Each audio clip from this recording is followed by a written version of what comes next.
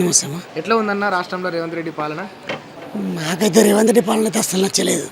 ఎందుకంటే ఆల్రెడీ గరీబులు బాధపడుతుంటే టీవీలో చూస్తున్నాము, ఇల్లు కొడుతురని అదని ఇదని ఏదో మహాత్మా గాంధీ స్టాచ్యూ పెడతామని 1000 కోట్లు పెట్టి గరీబానికి ఇబ్బంది పెట్టి కట్టి సేమ్లా మన ఇబ్బంది లేకుండా చేయాలి.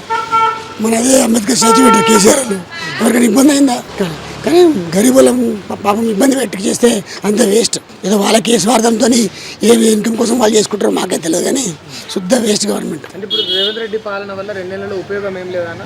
ఉపయోగం లేదు. ఏ రకంగా కూడా చూస్తుంటే అప్పటికి లాస్ట్ ఉన్న గవర్నమెంట్కి ఇప్పుడు తేడా చూస్తుంటే ఏంటంటే అందరు ఇబ్బందులు కలిపి ఎక్కువ కనిపిస్తుంది. బయటికి ఇబ్బంది లేకుండా చేస్తే బాగుంటుంది, కానీ అది చేసాం అన్ని రాంగ్ ఫాల్స్ కమిట్మెంట్ ఇచ్చేసి అది తప్పించుకొని ఇంకోటి చేస్తుంటే అది వాళ్ళకే నష్టం తప్ప ఇంకేం ఉండదు. మరి నేను మంచిగా పాలిస్తున్నా 2034 దాకా నేనే ముఖ్యమంత్రి లెక్కుంటా అని రేవంత్ గారు చెప్తాను. నన్ను అడిగితే నేను కూడా చెప్తాను, నేనే సీఎం నేనే మళ్ళీ అయితే నేను అట్లా చెప్తాను. ఆయన ఏముంది, ప్రజలు ఎన్నుకోవాలి కదా. తెలుస్తుంది ఇబ్బంది పడుతుంటే ఓటేస్తారు, ఓటు ఏమంటే కూడా ఎవరు జనాలకు ఉపయోగపడేది గరీబులకు ఉపయోగపడేది ఉండాలి. ఉన్నలకు ఉపయోగపడుతుంది, గరీబులకి ఉపయోగపడాలి కదా. గరీబులు కూడా పడి ఏడుస్తుంటే కొట్టుకుంటుంటే ఇంకేం లాభం చెప్పండి, ఆయనకు మంచి జరగదు. రేవంత్ రెడ్డి గవర్నమెంట్ వల్ల పేదలకు ఉపయోగం ఏం లేదా అన్న?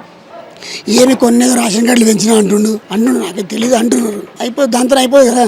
గ్రౌండ్ లెవెల్లో గరీబోడు అంటాడు ఎట్లా పైకి రావాలనేది ఆలోచన ఉండాలి తప్ప ఆ ఇల్లులు కొట్టి సేమ్ వస్తుంది, ఏం రాదు, వేస్ట్. కేసీఆర్ పాలనతో పోలిస్తే ఎట్లా ఉంది? కేసీఆర్ ఇది చెప్తున్నా కదా, దానికన్నా 50% కదా 20% కూడా పనికిరాని పని, అంతే వేస్ట్. అందులో 20% కూడా పనికిరాడు. ఆలోచన లేని విధానం ఉన్న సీఎం అని చెప్పొచ్చు. మళ్ళీ ఎవరు వచ్చే పరిస్థితి ఉందన్న రాష్ట్రంలో? ఇంకా ఎలక్షన్ టైం ఉంది చాలా వస్తే. ఇప్పటికైతే జనాల్లో అయితే మాత్రం మళ్ళీ కేసీఆర్ వస్తారు అంటారు. నా పేరు కూడా అదే. ఈ కాంగ్రెస్ గవర్నమెంట్ లో సరైన లీడర్ కానీ సరిగ్గా మాట్లాడాడు కానీ 4 తరాల ముందు ఆలోచన శక్తి లేదు, కానీ ఉన్న ఏదో కేసీఆర్కి ఆపోజిట్ చేయాలా, ఆయన చేయండి నేను చేయాలని ఉద్దేశంతో తప్ప ఇంకా వేరే ఏం లేదు. థ్యాంక్ యూ అన్న.